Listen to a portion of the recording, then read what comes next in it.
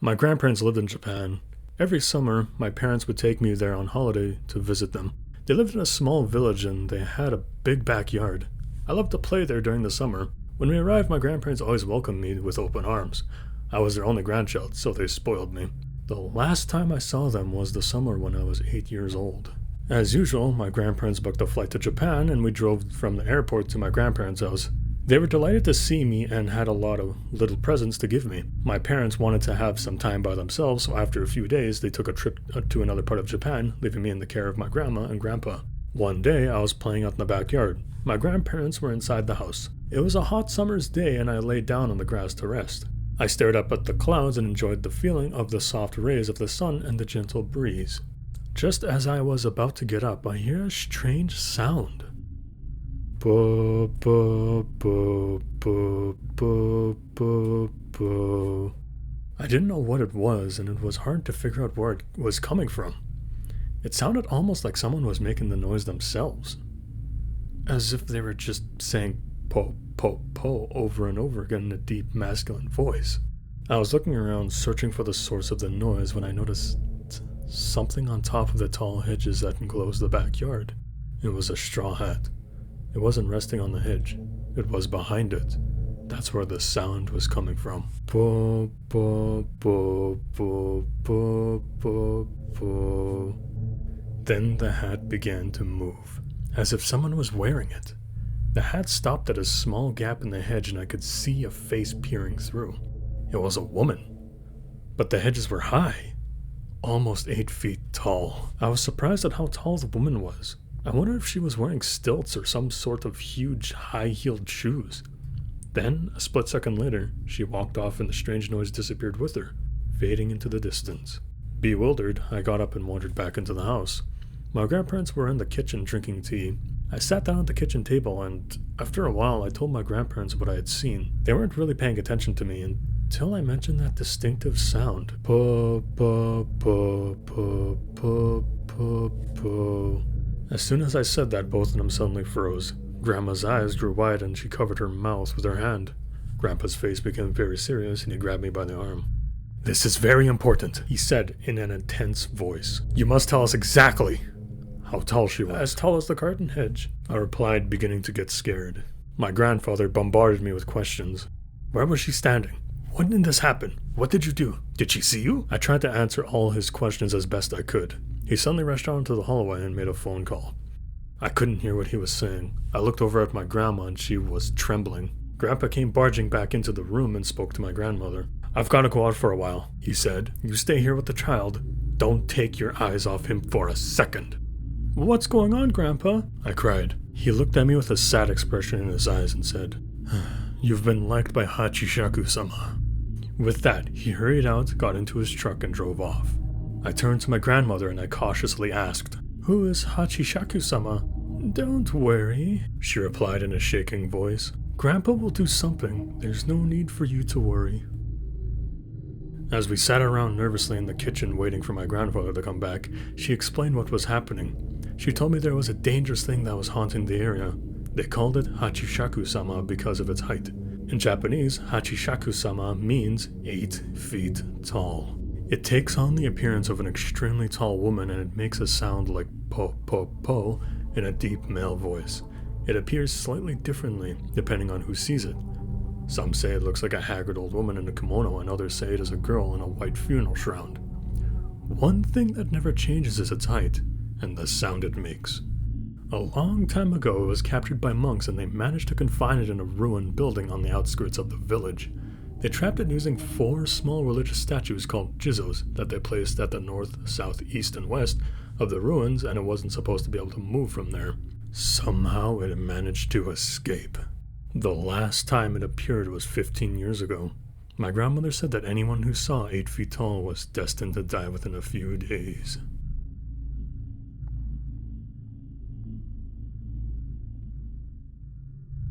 It all sounded so crazy, I wasn't sure what to believe. When Grandpa came back, there was an old woman with him. She introduced herself as Kei-san and handed me a small crumpled piece of parchment, saying, "Here, take this and hold it."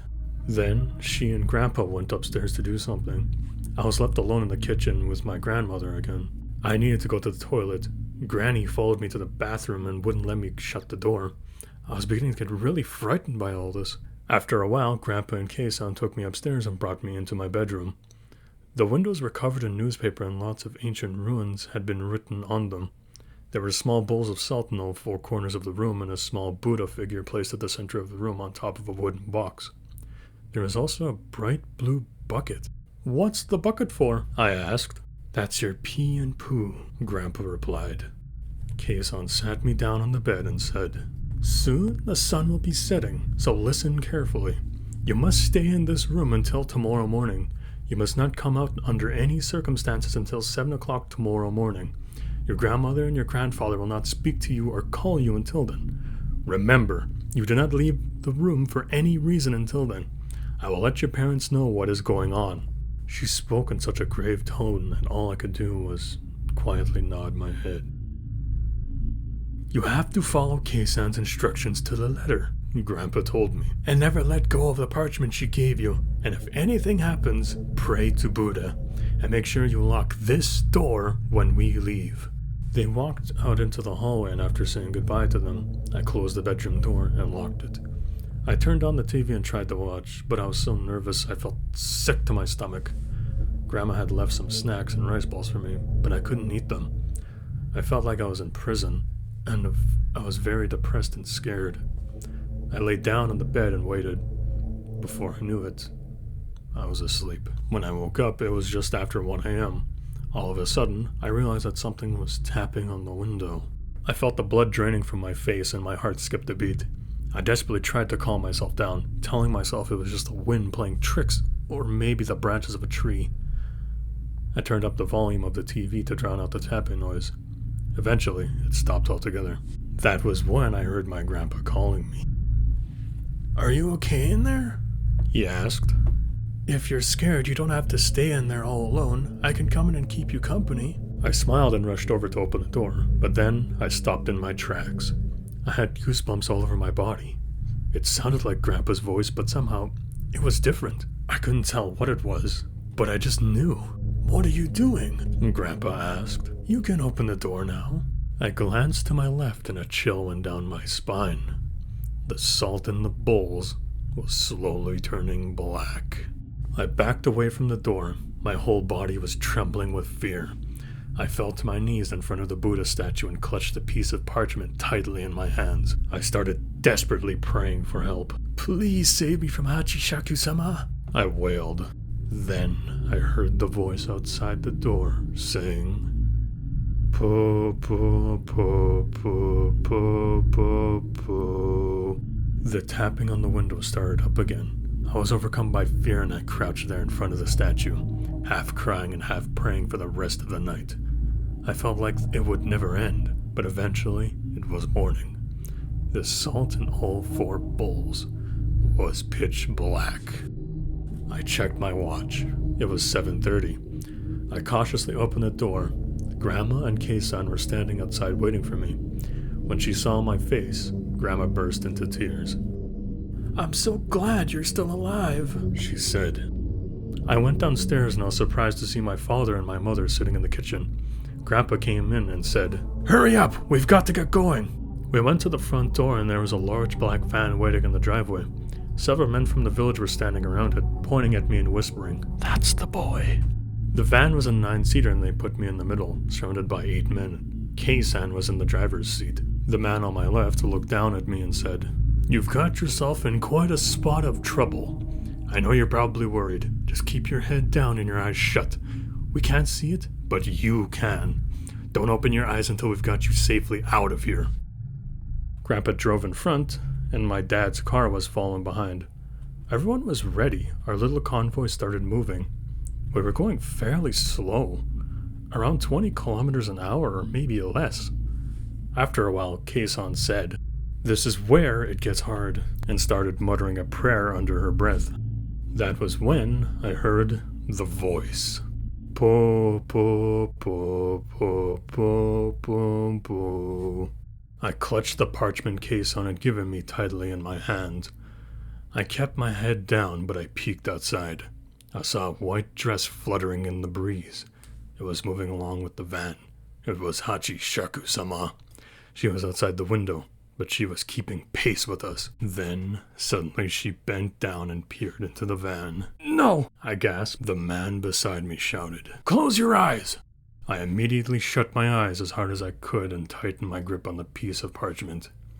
Then the tapping began. The voice became louder. Po, po, po, po, po, po, po. There was tapping on the window all around us. All of the men in the van were startled and on edge, muttering nervously to themselves. They couldn't see 8 feet tall and they couldn't hear her voice, but they could hear her tapping on the windows. Kei-san started praying louder and louder until she was almost shouting. The tension inside the van was unbearable. After a while, the tapping stopped and the voice disappeared. Kei-san looked back at us and said, "I think we're safe now." All of the men around me breathed a sigh of relief. The van pulled over to the side of the road and the men got out. They transferred me into my dad's car. My mother held me close and tears were running down her cheeks. Grandpa and my father bowed to the men and they went on their way. Kei-san came to the window and asked me to show her the piece of parchment she had given me. When I opened my hand, I saw that it had gone completely black. "I think you'll be okay now, but just to be sure, hold on to this for a while." She handed me a new piece of parchment. After that, we drove straight to the airport and Grandpa saw off safely on the plane. When we took off, my parents breathed a sigh of relief. My father told me he had heard about 8 feet tall before. Years ago, his friend had been liked by her. The boy disappeared and was never seen again. My father said there were other people who had been liked by her and lived to tell about it. They all had to leave Japan and settle down in foreign countries. They were never able to go back to their homeland. She always chooses children as her victim. They say it's because children are dependent on their parents and family members. This makes them easier to deceive when she poses as their relative. They said the men in the van were all blood relatives of mine, and that's why they had been sitting all around me and why my father and Grandpa had been driving in front and in back. It was all done to try and confuse Hachishakusama. It took a while to contact everyone and get them all together, so that's why I had to be confined in a room all night. He had told me that one of the little Jizo statues had been broken and that's how she escaped. It gave me the chills. I was glad when we finally got back home. All of this happened more than 10 years ago. I haven't seen my grandparents since then. I haven't been to so much as set foot in the country. Afterwards, I would call them every few weeks and talk to them on the phone. Over the years, I tried to convince myself that it was just an urban legend, that everything that happened was just some elaborate prank. But sometimes I'm not so sure. My grandfather died 2 years ago. When he was sick, he wouldn't allow me to visit him, and he left strict instructions in his will that I was not to attend his funeral. It was all very sad. My grandmother called a few days ago. She said that she had been diagnosed with cancer. She missed me terribly and she wanted to see me one last time before she died. "Are you sure, Grandma? Is it safe?" I asked. "It's been 10 years. All that happened a long time ago. It's all forgotten. I'm sure there won't be a problem, but what about Hachishakusama?" For a moment, there was silence on the other end of the phone. Then, I heard a deep, masculine voice saying, "Po, po, po, po, po, po, po."